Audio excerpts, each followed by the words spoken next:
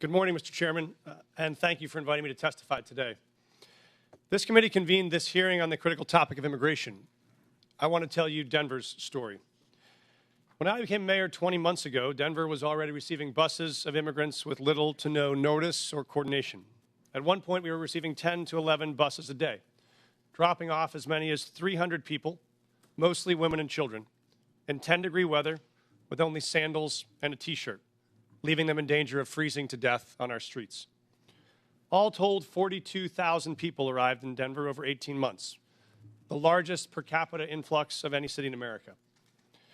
We are each entitled to our own opinion about what should happen at the border, but that was not the question facing Denver. The question Denver faced was, what will you do with a mom and 2 kids dropped on the streets of our city with no warm clothes, no food, and no place to stay? As mayor, I have to protect the health and safety of everyone in our city. As a man of faith, I have a moral obligation to care for those in need. As Scripture says, "For I was hungry, and you gave me something to eat. I was thirsty, you gave me something to drink. I was a stranger, and you invited me in." So that's what we did. In Denver, we believe our problems are solvable, and we are the ones to solve them. So we went to work. When we started, we had the largest encampment in Denver history, with more than 200 migrant families living in freezing temperatures. So we opened 8 different city shelters housing 5,000 people. City employees volunteered to take extra shifts, and Denver residents stepped up, making meals, donating clothes, furniture, school supplies. Some even welcomed families into their own homes. We helped 8,700 eligible individuals apply for work authorization so they could put food on their own table, pay their own rent, and reduce the strain on public resources. As a result, a year later, there is not a single migrant encampment left in the city. We have closed all of our shelters. We have connected people to jobs and housing, and the city's immigrant support budget has dropped by nearly 90%. And in the midst of this, migrants did not bring a wave of crime to Denver. In fact, crime went down. Homicides dropped 17%, shooting victims dropped 24%, auto theft down 29%. America is not just a place, it's a belief. Some people are born into it.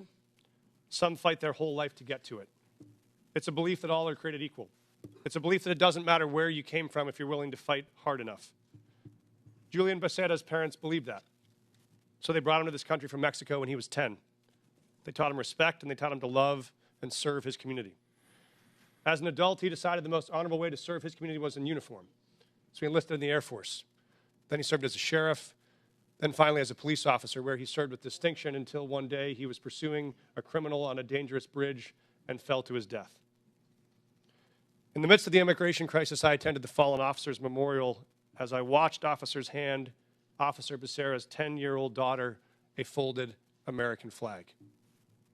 I watched her cry as she wrapped her little arms around that flag and holded it tight the way she wished she could hold her dad, but never will again. For the rest of her life, she will cherish that flag, that American flag, because it is the country that her dad loved, it is the country he chose, it is the country he served, it is the country he gave his life for. So if we want to tell the story of what impact immigrants have in America, we must tell the full story.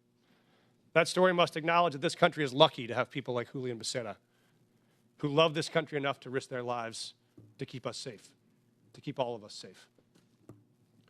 When buses started showing up filled with migrants, some in my city were afraid, just like I'm sure some of your constituents are afraid. They were afraid about crime and homelessness and worried about what these new people might take away from them. I understand that fear. And the truth is, people who are new to this country do good and bad just like all of us. But there's another truth. When those buses kept on coming, Denver made a choice as a city, not to hate each other, but to help each other. Not to turn on each other, but to turn to each other. And see if together we could solve a problem that felt bigger than any one of us. And that's what we did. It wasn't perfect, and it required sacrifice from all of us. But in the end, Denver came out stronger and closer than we were before. Because Americans expect us to do more than point fingers. They expect us to solve problems. So if Denver can find a way to put aside our ideological differences long enough to manage a crisis we didn't choose or create, it seems only fair to ask that the body that is actually charged with solving this national problem, this Congress, can finally commit to do the same. Thank you, Mr. Chairman.